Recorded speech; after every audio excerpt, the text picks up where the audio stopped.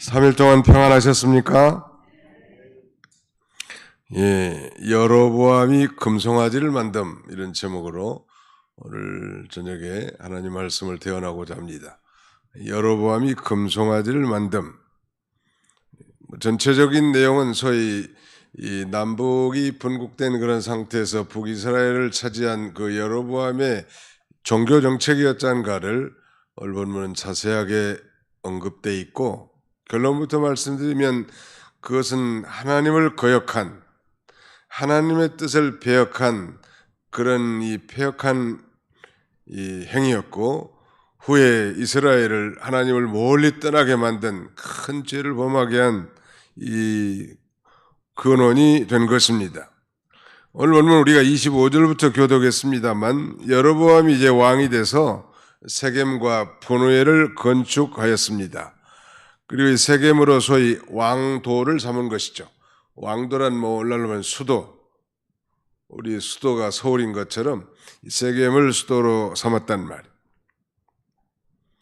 이 솔로몬 나라를 분열시킨 장본이라니 여로보암이 솔로몬을 대적했고, 이제 솔로몬이 죽은 다음에 그 로보암 앞에 가가지고 백성들과 함께 가서 이제 자신의 이 짐을 가볍게 해달라고 이렇게 요청하고, 그 요청이 들어지지 않자 10개의 지파가 중심이 돼서 그를 왕으로 옹이하게 된 것입니다.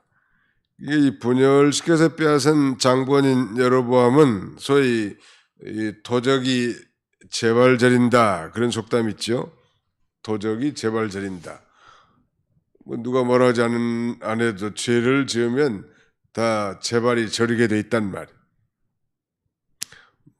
그래서 늘 노심초사 염려 걱정하는 거예요. 뭘 염려하는가 하면 백성들이 남쪽에 솔로몬의 아들 르호보암에게로 돌아갈까 봐서 늘 염려하고 근심한 것입니다. 이 죄를 짓고 하나님의 뜻을 거스려 나가면 누가 뭘 하지 않아도 근심하게 되고 염려하게 되는 것이죠. 또 이 백성들이 예루살렘으로 예배하러 간다고 하면 이 솔로몬이 지은 그 하나님의 명령을 따라 지은 그 화려한 성전과 또 왕궁, 또 하나님이 세우신 종들, 제사장들이 성전에서 제사하는 걸 보고 과거에 하나님을 섬기던 일을 생각하고 남쪽으로 이렇게 돌아가지 않을까 하는 그런 두려움과 근심이 생긴 거죠.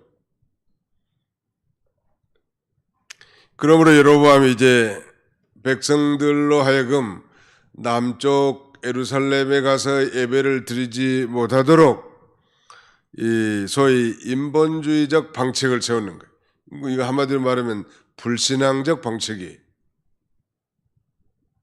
하나님을 정면 거역한 내용인데 우리가 다 이미 잘 듣고 배워서 기억한 대로 그 첫 번째가 바로 이 금송아지를 만들었다는 거. 두 번째는 이 절기, 이 제사장을 이 레인만 제사장이 되도록 되어 있는데 레인이 아닌 보통 사람으로도 제사장을 세웠다는 거. 그리고 마지막 세 번째는 절기를 7월 15일 초막절 절기를 8월 15일로 바꿨다는 거예요. 그러니까 말하자면 비슷하게 종교의식을 만드는 거예요. 오늘 이단들은 다 비슷한 면이 많이 있습니다. 비슷한 면만 보면 우리나 똑같네 라고 이렇게 생각할 수 있지만, 그 깊이 들어가면 아주 그야말로 천차만별한 잘못된 교리와 왜곡된 그 진리들이 그 안에 가득 차 있다는 걸 발견할 수 있는 것이죠. 비슷하게 하는 게 아니라 바로 하는 게 중요하다는 거예요. 좌로나 우로나 치우치지 말라는 건 적당한 중도 노선을 걸으라 그런 말이 아니고, 정확한 하나님의 뜻을 찾아서 좌나 우로 치우치지 말라 그런 말이에요. 정확한 의미를 찾아서 그 길을 걸어가라는. 자, 여로보암의 종교 정책 그 첫 번째가 바로 금송아지를 만든 것인데, 이 금송아지 2개를 만들어 가지고 금송아지라는 건 그러니까 금으로 송아지 모양을 만들어서 저 북쪽의 끝단 단과 끝지역인 단과 그다음에 북이스라엘의 가장 남단인 베델에다가 이 금송아지를 세워놓고 이것이 여호와 하나님이시다. 이 금송아지가 우리가 섬기는 신이시다. 이렇게 가르쳐 놓은 거예요. 이게 얼마나 이 잘못된 신앙이냐는 말이에요. 이스라엘 백성들이 과거에 애굽에서 종살이할 때 소위 오시리스라고 하는 신을 섬겼다고 하는데 애굽 사람들이 말이죠. 그 오시리스라고 하는 신은 이 말하자면 반은 몸뚱아리는 사람이고 인신, 그 다음에는 머리는 이 소머리, 우두, 인신 우두의 그런 오시리스 신을 섬긴 걸 자기 조상들 쪽에 본 거예요. 그래서 이 시내산에서 모세가 십계명을 받기 위해서 시내산에 올라가 있을 때 아론을 중심으로 해서 소위 이 금으로 송아지를 만들어 가지고 금송아지를 섬기게 됩니다. 이것이 우리를 애굽에서 구원해낸 신이시다. 이렇게 착각하게 됐고 분노한 이 모세는 십계명의 돌팡을 저들을 향해 던져서 깨뜨리지 않습니까? 하나님은 그 죄로 인해서 그들을 진노할 마음을, 진멸할 마음을 가지고 있었지만 모세의 이 탄원과 중보 기도로 그들을 긍휼히 여기신 바가 있었는데 여기 또 와가지고 과거에 이 배역한 자기 조상들이 행한 짓을 여로보암이 그대로 행했단 말이에요. 지난 우리 2019년 성지순례단 그때 12명이 갔었는데 우리 교인들 몇 분하고 또 신학생들하고 거기가 그렇게 가고 싶더라고. 도대체 여로보암이 이 단과 베델에 금송아지를 만들어 놨다는데 그 단이라는 게 어떻게 생겼는가? 마치 그 코스가 잡혀 있어서 거기 갔더니 별거 없어. 별거 없더라고. 아무튼 이 이스라엘 땅의 이 북쪽 끝 이 단 지역에다가 금송아지를 만들어 거기 섬기는. 금송아지를 놓고 이게 하나님이다 하면 이 단호하게 거절해야 되겠는데 왜 백성들이 다 따라갔을까? 이 백성들도 그만큼 우매무지한 것이죠.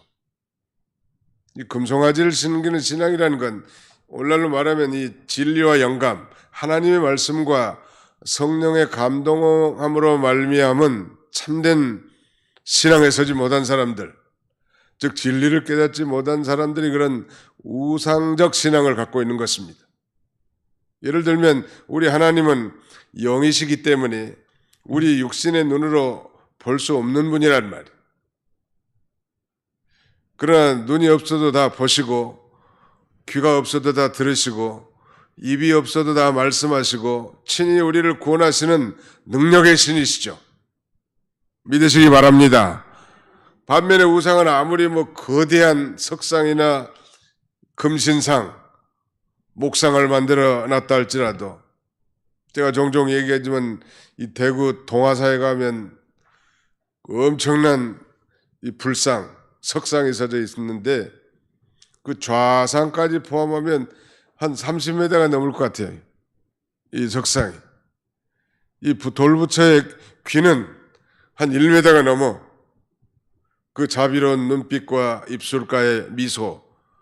아무리 그렇게 새겨놨어도 귀가 커도 듣지 못하고 눈이 슬그머니 떠 있어도 보지 못하고 자비로운 미소가 있어도 한마디 못해. 지금까지도 못했고 앞으로도 절대 못할 거라. 우상이 바로 그런 거예요.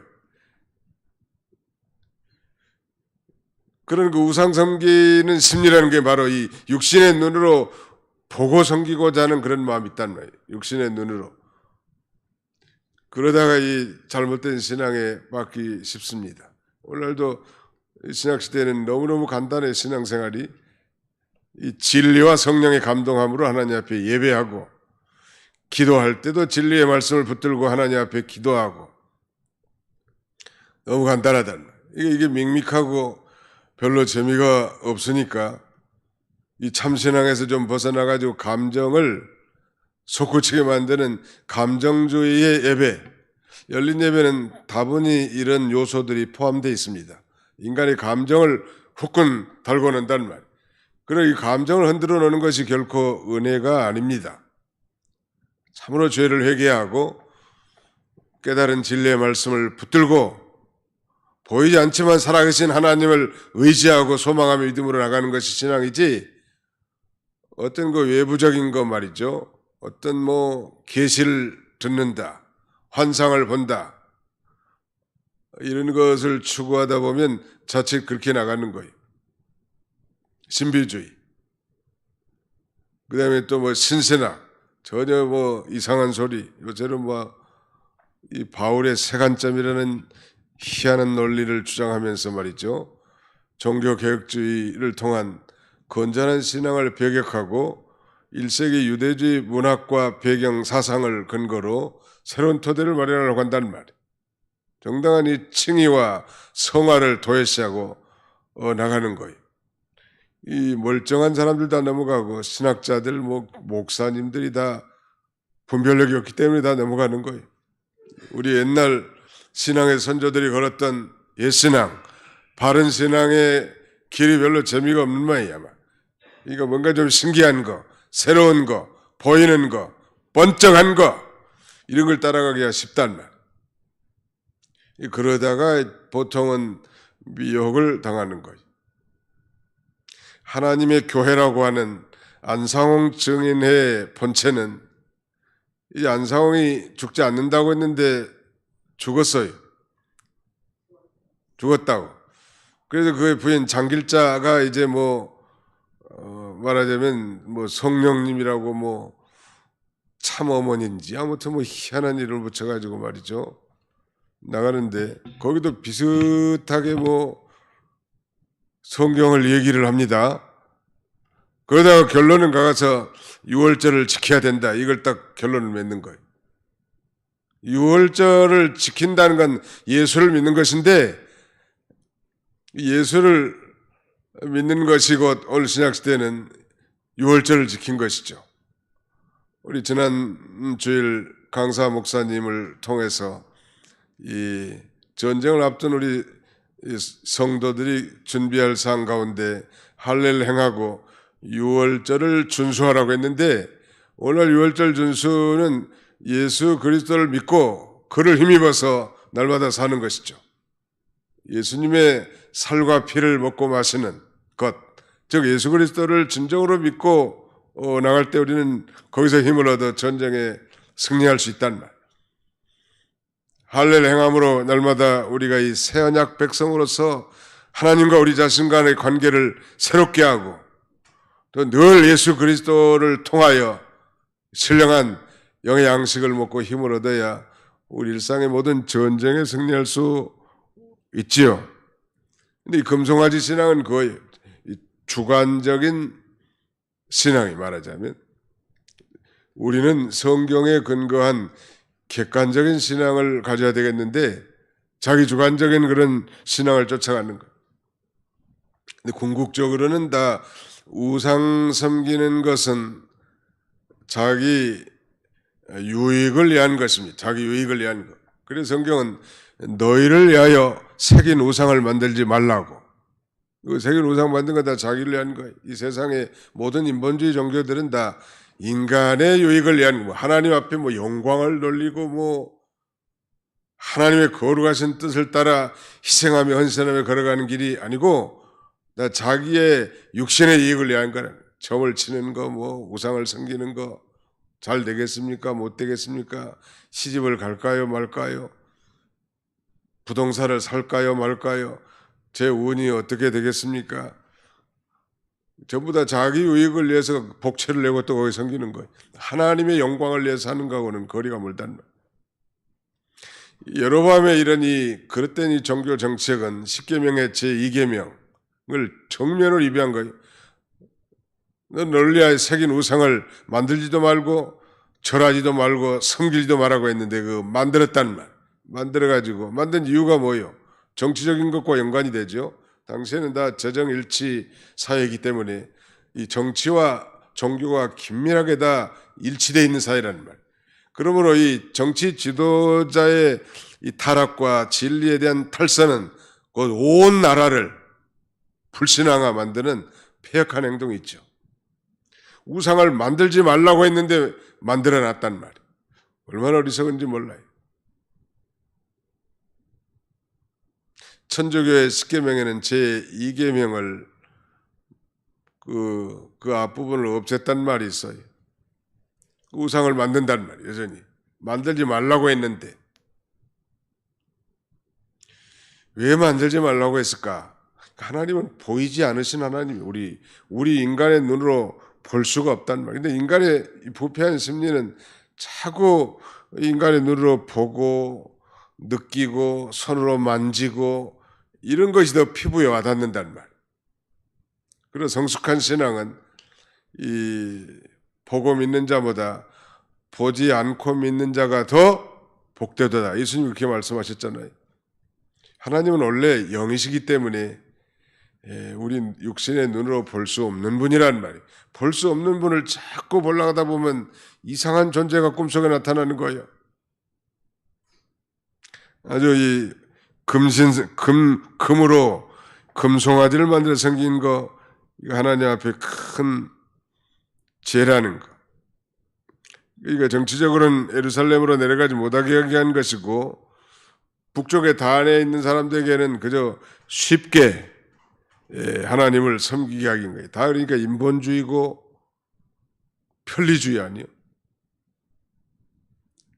오늘날도 아무 교회나 가까운 데 나가고 싶다 이런 성도들 많아요. 요새 특별히 이사 가면 그 제대로 분별력도 없이 가까운 데 덥석덥석 그러다가 이단에 빠기도 하고요. 이 신앙생활은 마치 그 동방 박사들이 그 아기 예수 탄생을 경배하기 위해서 온 것처럼 그런 자세. 불은 천리를 마다하지 않고 불고 가사, 이 가사를 생각하지 않고 노고를 생각하지 않는 그런 신앙. 저는 그 성도들에게 상담할 때 교회를 옮길 수 있는 거죠. 얼마든지 하나님이 인도하시는 대로 하나님의 뜻이면 옮겨야 되겠지만 그래도 자기가 1시간 범위 내에서 산다면 자기 본교에서 끝까지 잘 섬기는 것이 옳다고 생각합니다. 조금만 이사하면 버뜩 이리 가고 동으로 갔다 서로 갔다 남으로 갔다 언제 믿음이 자라나고 언제 희생하고 헌신하며 언제 성도들과 친해서 교제할 수 있겠냐는 말. 하나님이 우리를 보낸 것은 하나님의 주권적 사항입니다. 하나님 보내신 거예요. 어쩌다가 저쩌다가 내가 여기 도봉동까지 와가지고 도봉교회 나가게 됐다가 아니고 살다 보니까 어쩌다가 재수가 나빠가지고 온 게 아니고 하나님이 나를 이리 보내셨다. 그게 올바른 신앙 자세 아니에요. 편리주의. 단에다가 금송아지 만들었는데 가보니까 허접해 보니까 요새는 그 HBM 작은 걸로 와꾸 짜가지고 이렇게 이 모양만 해석해 놨습니다만은 허접하다. 근데 거기다 하나님이라고 하니까 다 거기다가 제물을 태워서 번제를 드리고 제사를 드리는 거예요. 편리주의. 남쪽 저 유다까지 올라갈 필요 뭐가 있겠습니까? 여기 단에도 이 금으로 이 금송아지를 만들었고 이분이 하나님이시라고. 여기서 섬기면 좋지. 못 하려고 머나먼 길까지 걸어가냐. 요새는 다 신도시로 이사해도 다 그 신도시 목사님들 말씀 들어보니까 다 자기 본교회로 간대요. 요새는 교통수단도 좋고 그래서 참 가까운 교회로 오시면 참 좋겠는데 건강하고 그러면 대개 다 본교를 찾아간다는 좋은 자세라고 생각합니다. 그 거리가 멀지만 제가 어떤 교회 목회하는데 가평에서 이병걸 할아버지라는 분이 나와. 그 부인은 홍성각 할머니인데 허리가 한 90도로 굽었어. 남편은 전직이 경찰관인데 아주 야무지게 생기셨죠. 가평에서 아침 8시에 출발한대. 그러면 서울 중심까지 오려면은 11시 예배에 겨우 맞는 거예요. 전 벌써 이제 세상 뜨셨다고 그제 얘기를 들었는데 그렇게 아주 성심껏 섬기네. 몇 시간을 차를 타고 오는 거 몇 번 갈아타고. 옛날에 그 송한규 목사님도 연천에서 뭐 아현교회까지 이렇게 교통수단도 안 좋은데 와서 진리를 배우고 섬겼다고 한 얘기를 들은 바 있습니다. 아무튼 뭐 단에다 정치적인 목적은 예루살렘에 가지 못하게 하는 것이지만 편리주의, 편하게 이렇게 하나님 섬기게 만드는 건 우리를 병들게 합니다. 기도를 쉬게 하고 모이는 것을 폐하게 만들고 인간의 편리주의, 인간의 유익주의로 나가는 것은 하나님을 거역할 일들이 많아요. 그래서 사실은 우리의 믿음의 길은 고난의 길이요. 근데 놀라운 아이러니는 이 고난을 당하면서 주님을 섬길 때가 가장 영적으로 창성해 있다는 것. 놀라운 아이러니죠. 어떻게 피곤하고 힘들고 고통스러운데 그 놀라운 일은 영적으로는 더 깨어있고 영적인 능력이 더 있다는 거예요. 그러므로 이 고난은 능력과 정비례하는 거예요. 능력 있는 사역자, 능력 있는 하나님의 종들이 되기를 원한다면 주를 위해서 고난을 자처하는 게 비결이. 편안해가지고 뭐 등 따숩고 배부르면 기도할 생각도 나오지 않고 기도를 해도 간절함이 없어요. 애절함이 없다고. 간절한 기도가 하늘에 상달되는 건데 간절한 기도 없는 껍데기 기도를 하나님이 듣겠냐는 말. 예배도 마찬가지. 북한의 지하교인들이 뭐 좀 늘었다고 하는 얘기를 들었습니다. 전에 한 20만이었는데 지금 한 40만 정도가 북한 지하에서 숨어서 생명을 불사하고 예배드린다는 거 아니에요. 오히려 남한 성도들보다 더 얼마나 그 생명력이 있는 이 신앙생활을 하겠단 말이에요. 이 금송아지 맞는 거 아주 이건 참 폐역하고 하나님을 거역한 행위고요. 두 번째는 일반 백성으로 제사장을 삼습니다. 31절을 다 같이 31절을 다 같이 한번 읽겠습니다. 시작. 그가 또 산당들을 짓고 레위 자손 아닌 보통 백성으로 제사장을 삼고. 반드시 레위 자손만이 제사장이 될 수 있는데 보통 사람으로 제사장을 삼았다. 이건 좀 뭐 합리적인 것 같기는 하지만 하나님의 말씀을 정면으로 위반하는 것입니다. 마치 옷과 같은 거 하면 중생함이 없이 중생의 체험도 없고 소명이 없는데 목사가 된 거가 마찬가지예요. 목사가 되면 뭐 월급도 주지, 적당한 명예도 존중도 받지. 그러니까 중생의 체험도 없고 하나님의 특별한 부르심도 없는데 이 사역의 길을 걸어간다면 거의 보통 사람으로 제사장을 삼는 것이고 그 공동체가 어떻게 될 것인지는 불을 보듯 뻔하다는 말. 전에도 말씀드린 바 있지만 독일에는 목사님의 월급을 정부에서 준대요. 왜냐하면 백성들에게 종교세라는 걸 받아가지고 모든 목사님들의 사례를 정부에서 이렇게 얼굴 공무원처럼 주는 거예요. 그러다 보니까 이 중생의 체험도 없고 그다음에는 하나님의 특별한 소명도 없는 자가 목회자가 되는 일이 있을 수 있다는 말. 김현보 목사님 말씀에 의하면 죽은 어머니의 젖을 빨면 젖이 나온 것이 아니라 피가 나온다는 말이 있는데 그렇게 말씀하신 적이 있는데 어떻게 이 중생하지 못한 자가 하나님의 무리 백성들을 이끌어갈 수 있을까? 뭐 모양은 같을 수 있겠지만 과연 거기에 생명의 역사가 있겠는가? 우리가 충분히 짐작할 수 있을 것 같습니다. 자, 우리 출애굽기 28장 1절로 4절 같이 한번 읽겠습니다. 출애굽기 28장 구약성경 출애굽기 28장 1절로 4절.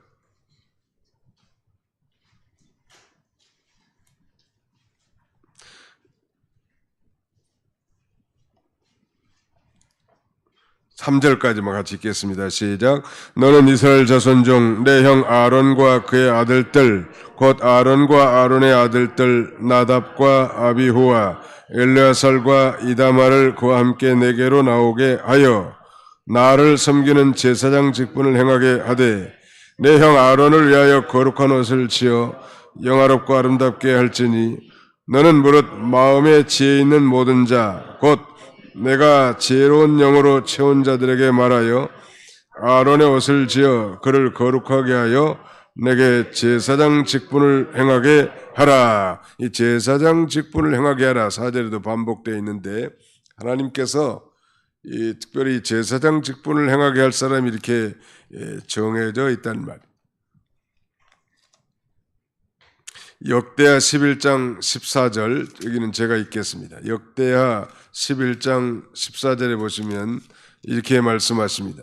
레위 사람들이 자기들의 마을들과 산업을 떠나 유다와 예루살렘에 이르렀으니 이는 여로보암과 그의 아들들이 그들을 해임하여 여호와께 제사장의 직분을 행하지 못하게 하고 여로보암이 여러 산당과 수염소 우상과 자기가 만든 송아지 우상을 위하여 친히 제사장을 세웁니다. 그러니까 여기 보면 여기 역대하 기자는 제사장의 직분을 행하지 못하도록 이 레위 자손들을 해임했다고 그렇게 기록되어 있습니다. 해고시켜버리고 자기 말 고분고분 듣는 아마 레위 자손들은 1년에 3대 명절 6월절과 7.7절과 초막절에는 저 남쪽 나라 유다 예루살렘에 올라가서 하나님 섬겨야 된다고 그렇게 가르쳤을 것 같아요. 그러니까 이런 사람들은 다 바른 말한 사람, 하나님의 참된 종들은 다 해고시키고 자기에게 고분고분한 사람들 월급줘서 말하자면 이 제사장을 세우게 된 거예요. 기가 막힐 일이죠. 마지막 세 번째는 절기를 또 바꿉니다. 7월 절기를 8월 절기로 바꿉니다. 오늘 본문 12장 32절 33절의 그 내용이 제가 읽겠습니다. 8째 달 곧 그달 15째 날로 절기를 정하여 유다의 절기와 비슷하게 하고 제단에 올라가되 베델에서 그와 같이 행하여 그가 만든 송아지에게 제사를 드렸으며 그가 지은 산당의 제사장을 베델에서 세웠더라. 그가 자기 마음대로 정한 달 곧 8째 달 15째 날로 이스라엘 자손을 위하여 절기로 정하고 베델에 쌓은 제단에 올라가서 분향하였더라. 여기 보면 비슷하게란 단어가 보이고 또 자기 마음대로란 말이 보니 이게 바로 인본주의 아니겠습니까? 비슷한 게 옳은 게 아니에요. 정확해야 돼. 자기 마음대로 하는 게 아니라 하나님의 뜻대로 해야 돼. 사실 자기 마음은 다 인간의 마음이라는 건 다 육신의 이 부패적 성품이 다 섞여 있단 말. 신앙생활은 자기 마음대로 하는 게 아니고 하나님 마음대로 해야 맞겠죠. 다윗이 그렇게 산 거예요. 그래서 하나님 마음에 합한 자라고 인정을 받은 거 아니에요. 하나님의 뜻을 따라 하나님이 기뻐하시는 뜻을 따라 신앙생활을 하는 거지. 자기 마음대로 하고 비슷하게 하는. 천하 어디서든지 우리가 신령과 진정으로 하나님 앞에 섬겨야지. 그런 인본주의 그리고 편리주의 이런 것들을 배격해야 돼. 아무리 말세고 하나님 섬기기 어려운 시대가 온다 할지라도 우리는 이 하나님의 말씀과 성령의 감동함을 따라 늘 하나님을 소망하고 바라보고 의지하고 나가는 거지. 뭔가 좀 산뜻하고 새롭고 신기하고 그저 감정적으로 이렇게 흔들어 놓고, 물론 뭐 감정의 북돋움이 불필요하다는 건 아니지만 그건 다 사라지는 거란. 늘 예배 가운데 온 마음과 정성과 뜻을 다 기울여서 하나님 앞에 예배드리고 또 설교 말씀을 듣는 가운데 경청하다가 세미한 음성을 듣고 그 뜻을 따라서 우리가 생활 가운데서 그대로 사는 거예요. 그러면 성공이란 그 삶의 예배가 또 연속되잖아요. 뭐 은혜를 받은 것 같고 시끌벅적하고 뭐 기분이 업됐는데 교회 정문을 나서는 순간 도대체 감동이 없고 그다음에는 이 분명한 이 지침이 없다면 그건 예배를 잘 드린 건 아니겠죠. 그러므로 정말 은혜를 받는다는 건 이 죄를 회개하는 것이고 정말로 은혜를 받는다는 사람이라면 하나님의 말씀을 깨닫는 것이고 정말로 은혜를 받은 사람이라면 깨달은 말씀을 우리의 삶 가운데 사는 거예요. 그것이 별로 매력적으로 보이지 않는다 할지라도 그것이 정로고 옛길이란 말. 아마 이 남쪽 베델이라든지 북쪽 단에다 이 금송아지를 세웠을 때 참신함 가진 사람들은 아마 많이 남쪽으로 내려왔을 것 같아요. 우리 6.25 사변 당시 1.4 후퇴 때 이북에 있는 많은 훌륭한 목사님들, 경건한 성도들이 많이 내려왔어요. 함흥철수작전에서도 뭐 거기다 이 배 탄 사람도 많이 있었겠지만 실제로 군인들이 거의 압록강 가까이 진출했다가 중공군이 내려가지고 후퇴했을 때 그때 많이 내려온 거예요. 거기는 벌써 한 5년 동안 공산주의 맛을 다 보지 않았겠어요? 이건 하나님이 세운 정치제도가 아니구나. 여기서는 믿음을 지킬 수 없겠구나. 그래서 많은 깨어있는 하나님의 종들, 백성들이 내려왔는데 아마 이 여로보암이 특별히 베델은 예루살렘에서 가까우니까 베델 지역의 제사장들, 레인들, 백성들 가운데 하나님을 참으로 섬긴 사람들 같으면 많이 남쪽 유다로 내려왔을 것 같습니다. 또 해고된 레인들, 제사장들, 이 사람들도 아마 남쪽 예루살렘에 왔던 분명히 모든 유대 남자들은 1년에 3차 6월절과 7절과 초막절에 예루살렘이 중앙성전에 와서 여호와께 배이도록 율법에 규정되어 있다는 말. 그냥 그 한마디만 믿는다 해도 이 바른 말씀을 따라 이 예루살렘으로 갔을 것이 분명하단 말. 자, 오늘 이 시대에 우리가 이 기존의 하나님의 말씀이요, 뭐 인간의 감정이 아니고 목소리 큰 것이 아니라 하나님의 말씀이라 늘 하나님의 말씀을 붙들고 그 하나님의 말씀을 암송하고 그 말씀을 애우는 거예요. 어제 우리 한영광 목사님은 새벽에 로마서를 강의하는데 로마서 13장 14절을 나는 애웠다고 새벽에. 이 나이가 이제 66학년이 되다 보니까 잘 안 외워져. 그 양주동 박사 말이 생각나더라고. 독서 100편 의자연. 독서를 100번 읽으면 스스로 알게 된다. 자꾸 읽고 또 외워도 또 잊어버려. 그 연상법을 써가지고 뭐 첫자만 기억한다든지 그다음에 중요한 단어만 기억하면 또 빨리 외워지더라고. 왜 외우는가? 기도 가운데 그 말씀을 붙들고 기도하려고 외우는 거예요.